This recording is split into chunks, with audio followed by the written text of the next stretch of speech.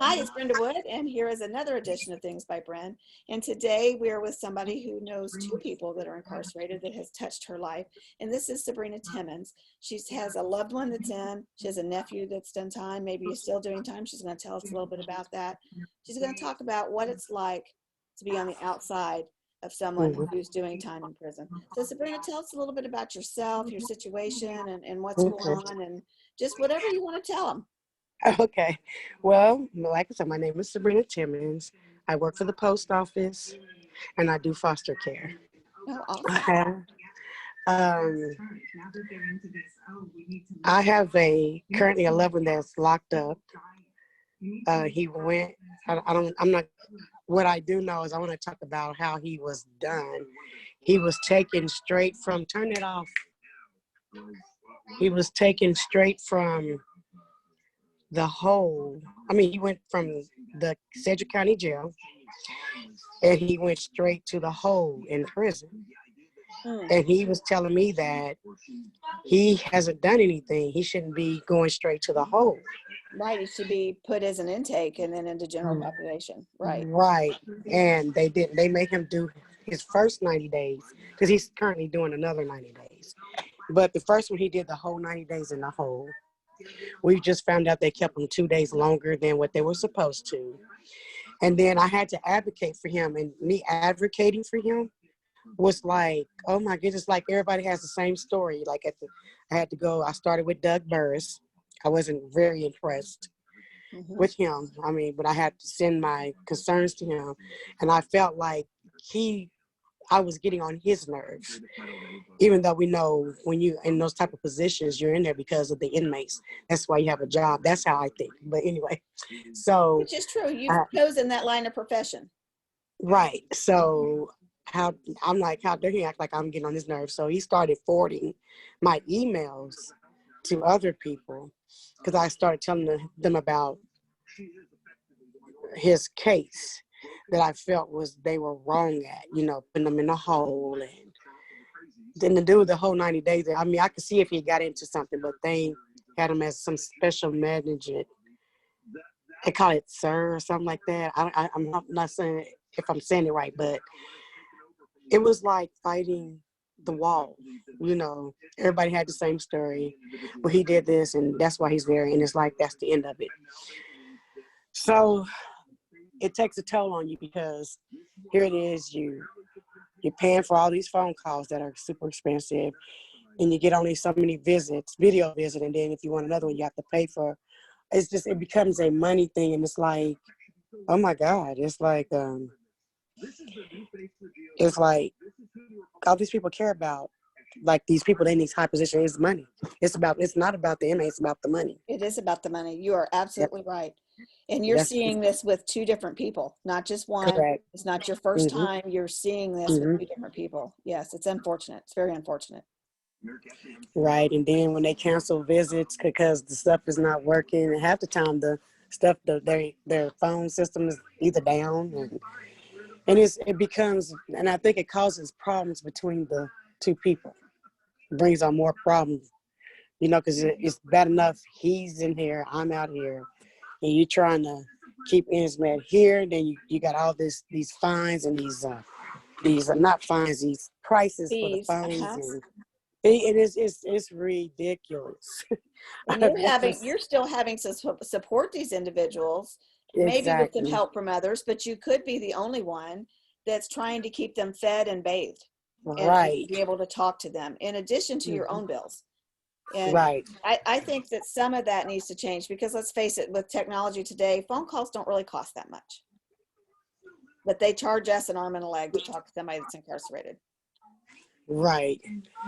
Give me just a minute. All I know is it is. I have kids bugging me now. I'm sorry about that. That's okay. We've all been there. Life happens. And see, right now I'm recovering from the COVID and pneumonia, so it makes it harder. Because it take a toll on him calling, and when you're sick, you don't want to talk to nobody. No, you don't. And like I said, and it's just like, it's like they say we don't understand their position, like when they're locked up, they want money for these tablets they got now. I think it's just absolutely ridiculous that they have to pay for every little thing. It's like they probably paying for their own tissue. It's like they want money so they can see what's on the tablet. They want money for car commissary. Then you got to put the phone. It's just like somebody need to look into that. That's just it's the money. I'm telling you. It is the money. How And much time did these individuals get? well, he had a 90-day probation violation or parole violation, so he went back for 90 days. Got back out because he was in contact with somebody he wasn't supposed to, and he went back for another 90 days. And he was in a hole, but where he's at, they looked into it and they pulled him out of the hole, and that's a good thing. Mm-hmm. But it still doesn't take away from all the problems. It's being in a relationship like that it takes a toll. It does. Because their mentality is different, because they think that we are ignoring them, putting them on the back burner, and because when they want their commissary money, they want everything like right now, and it's just like, okay, you got to understand that there's mouth to feed, there's bills to pay, and it just, I don't know. And between work and kids, you have to physically take the time out to put the money on the books, either go into a store that does it, Exactly. or do it online, which doesn't always work. And you can't take a phone call in the middle of the day if you're on your job. And Exactly. they know this, but they're sitting in this situation that they've put themselves in, more than likely. But Right. the reality is different than what's actually going on, even though they understand because they've lived in the real world. But to them, they worry if they can't hear from you, because you can't call them. They can only call you. You can only answer. And they'll call and call and call, and they get upset when you can't answer it. And then the sad part about it, all this is when you kick out all this money, yet there's KDOC taking their portion out of it. Yes. Like it's not bad enough that they're doing time, and you got all these high price stuff, and then you're gonna take an additional fee off. Just highway robbery. So the family suffers just as much as the inmate. They do, and I think the family suffer more. Yeah, they do, because you have the burden to make sure that they can live somewhat comfortably in there, and the burden to pick up the phone when they call. I mean, you might be using the restroom and left your phone in the other room, and it could call, and it's a process, unfortunately. And then suspicion and doubt comes in, and the mindset that somebody that's incarcerated goes through can be very, very deep. It can, they start imagining things that may or may not be true, but convincing them of that, it can be tough. And then you have those who are so thankful and so trusting that it can be the complete opposite, but the person on the streets is the one that shouldn't be trusted, and the one that is doing things they shouldn't be doing. So, there's so many different sides to incarceration. Now, did either one of your folks have a paid attorney, or were they both public defenders? No, they had defenders, public defenders. How did the attorneys do for them? Well, I think my nephew got really jerked around because he kids are still just it's mind-boggling. It's so to the point where I'm just gonna speak a little on it. That's okay. It was a gun charge that he had. He was a felon. That he was in Oklahoma with it. He accidentally shot himself. That's how he got caught up in this situation. Somehow it was a stolen gun, I think, I don't know if it was stolen or not, but it was they somehow I'm trying to figure out even which Kansas got involved. But how is a person on probation in two different states? That's illegal. Well, if they committed the crime in two different states, it wouldn't be. But if it's one crime, it should only be one state. One crime committed in one state should only be one state. And that's Kansas for you. They always do stuff. This happened in Oklahoma, how there, and I think it's because he was in some type of trouble, but somehow, and that's why we found out, a lawyer told us that they can't do that. So one of them should have suspended their stuff or let the other one take the case. Dropped it and let somebody else pick it up, right? Right, but it didn't go like that. So I was so mad. And the lawyer that I was going to obtain, he said, well, since he already admitted to having the gun, he would just be taking my money. So I just, because you're dealing with two different states. So he had stuff going on here, but. Usually if it's two different states, it becomes federal. Correct. He went across the state line or something like that, but that wasn't the case here. And see, that's what I said. Then you deal with all this railroading because you don't have the right money to get the proper presentation. The jails, yeah, I believe that stuff is real. I believe it's real too. But in reality, what I see in the jail in the criminal justice system is poor people because they can't afford the right representation. That, or they can't afford to pay the huge fines that might keep them from. They can't buy their way out of it, right? Right. Or they don't have a clout with somebody who knows the prosecutor or the judge, and it's very unfortunate. And I'm not saying that goes on with every judge and every prosecutor, but it does go on. Right. And even if it doesn't go on, let's say your person that's committed this crime is guilty, it's still unfair the way they don't treat everybody the same. They don't. And I'm different more time for the same charge for the same. Right. This person sitting next to you could have been riding in the same car with you, committed the same crime with you, and only get a year where you got 5. Hold on. That's fine. Hold on. My sound. Oh, my goodness. Can you hear me? I can hear you. I can hear you. Hold on.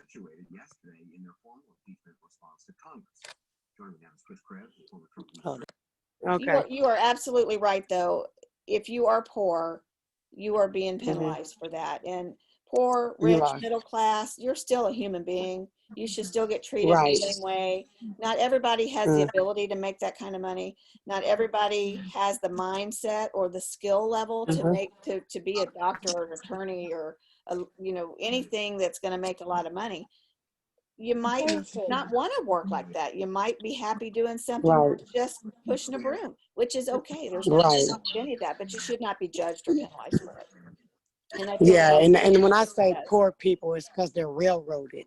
Right. Because they can't, like I said, if you can afford the right representation and money talks, and I'm talking about these lawyers, there's not little, they want money. They don't want little money. They want big money. So. Yeah, they want like minimum of $7,500 to even take a case. Right. Right. Yeah. And that's sad.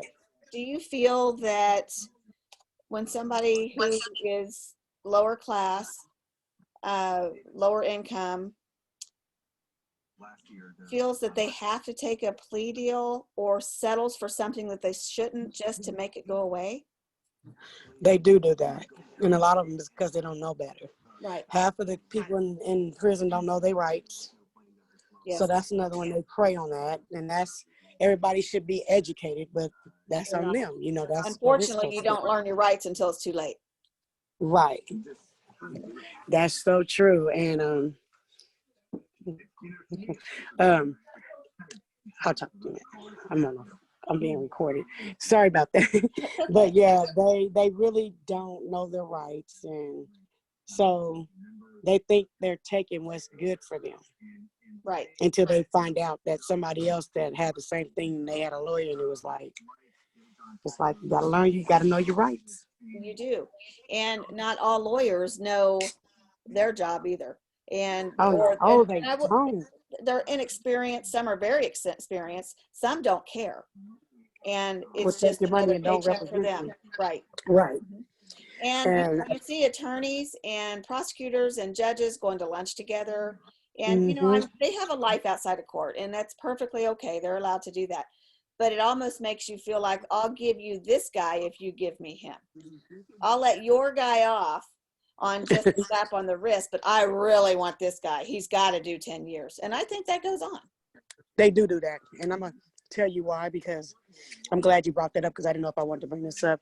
So when I was about 19, 20, a lady who worked for some rich people, which happened to be a judge, a federal judge on top of that, I'm not going to say the name. She told me she wanted me to go work with her. I'm young, don't know what's going on until later on. So I get over there. He introduced himself as judge. He said he wanted my name. He told me, well, as a judge, your job is to never forget a name or a face. He remembered my name the rest of that night. What I didn't know, it was a bunch of attorneys at this judge's house. They were willing and dealing. That's what, and it didn't even dawn on me until later on. I said, oh, this is what they do. They get together at their houses and have these dinners, and then they discuss stuff. And, and that's Some unfortunate. prosecutors, some judges, and some defense attorneys are also criminals. Right. Not all. I'm not saying that they all are. I'm not saying that all judges are bad. I'm not saying all prosecutors are bad, because there needs to be a system in place. There are people who commit crimes who need to be punished. I'm not saying they're not, but it still needs to be fair and straight across the board. Right. The same for everybody. No one's above the law. That's right. But they do tend to think that they are. They do tend to Oh, yeah. You'd be surprised if they was to really go in and do a deep investigation. You would probably see more of the high people in trouble. Well, that is what's going on in the Kansas City, Kansas federal courts, with the prosecutor listening to phone calls and using it to manipulate other attorneys in situations going on with this big case.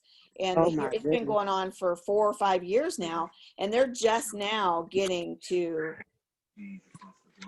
some resolution of what they may do. Not what they're going to do, but they're still talking about what could happen. And it's going to affect a lot of people, and it's going to change case law. And basically, a prosecutor has listened to some phone calls. She's used that evidence against people, and basically has blackmailed. This is my understanding of it. And, don't quote me word for word. It's just me repeating something. And this attorney is still practicing law.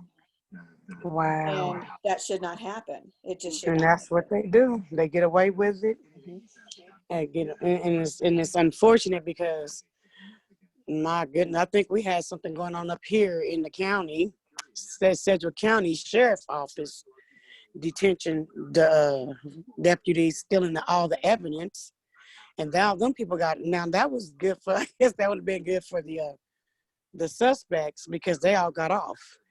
But it's unfortunate. I think that goes on even now, not just here. I think that goes on everywhere. This prosecutor, and I don't know the whole story, but rumor has it that this prosecutor was trying to break into the judge's office to steal back her evidence that the judge had.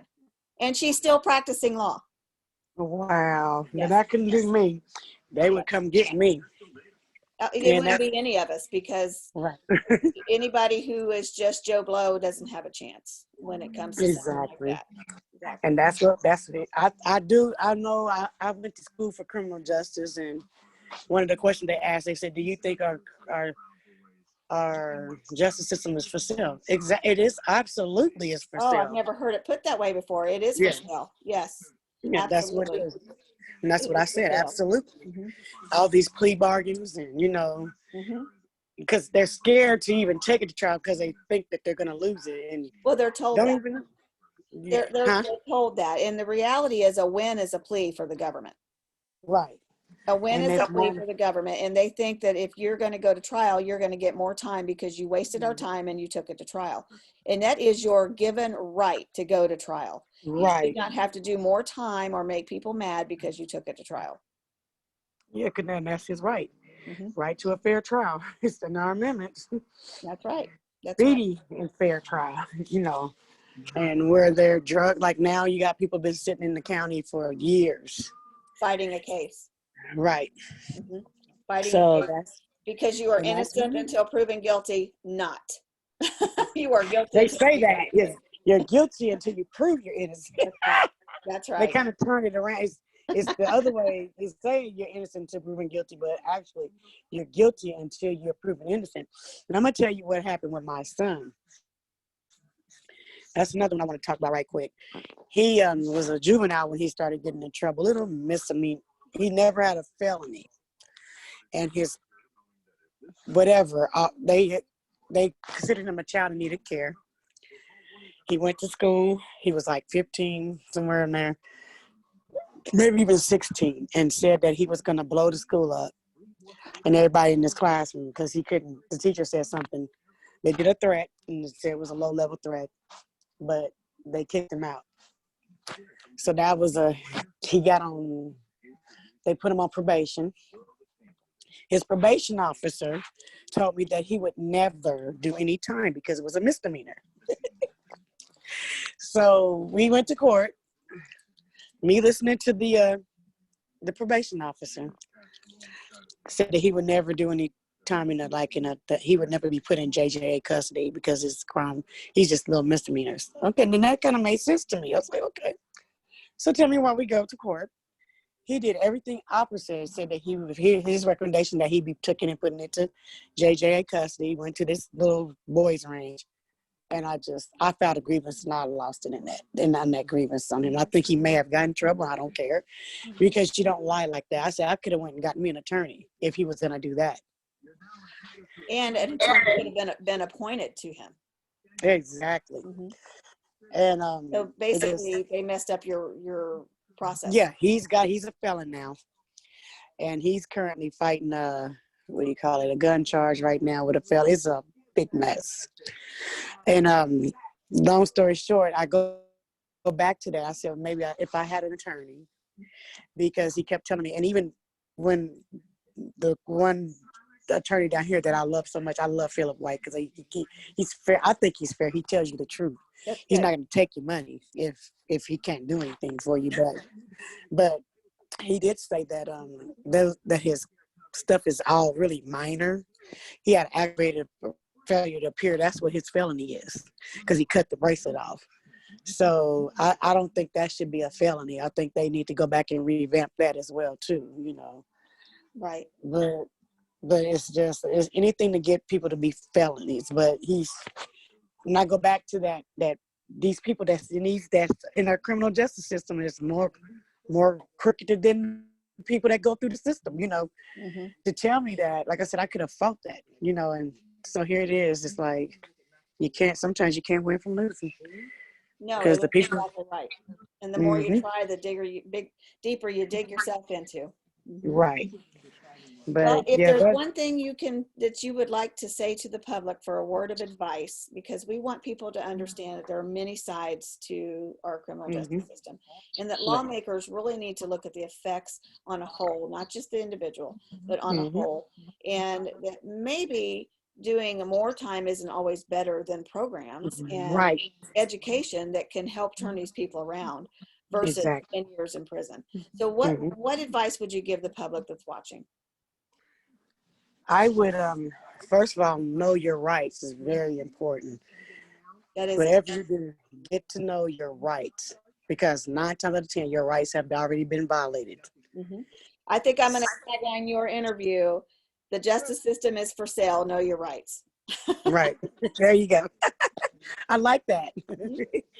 And then I would go with, we need to demand investigations done into, I'm going somewhere and there's so much on my mind because now I'm flowing all over the place because everything that's been going on with Kansas system.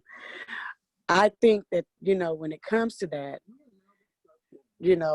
I am a believer in rehabilitation. Prison is not always the answer. When they get ready to sentence somebody, I believe they need to go in and do a thorough look to see what is going on with the individual. Why does this individual keep coming back to prison? Is prison helping? What other alternatives are out there? Prison should always be the last alternative. Right. And if they can't succeed on these other situations and programs and things that may or may not be available, then we put them in prison. Absolutely. And I'll say that, let me add that to not always everybody, because if someone's out here killing people, that's different. But I'm talking about these little minor crimes that somebody might start out doing 6 months and end up in there for 2 or 3 years, or, because of what they keep bringing you back. Oh, the underlining sentence. They need to look into that too. Does it fit the crime? Exactly. That's exactly Mhm. right. Does the crime fit the or does There, that's what I'm trying to say. right? Right. Well, don't hang up. I'm going to end here because I've got something for you. But thank Okay. you. And if anybody would like to get in touch with you, they can reach you through Facebook at Sabrina Yes. Timmins, Yes. and you can contact me. And thanks for watching. And look forward to doing another episode with some more folks and getting educated on the incarceration system.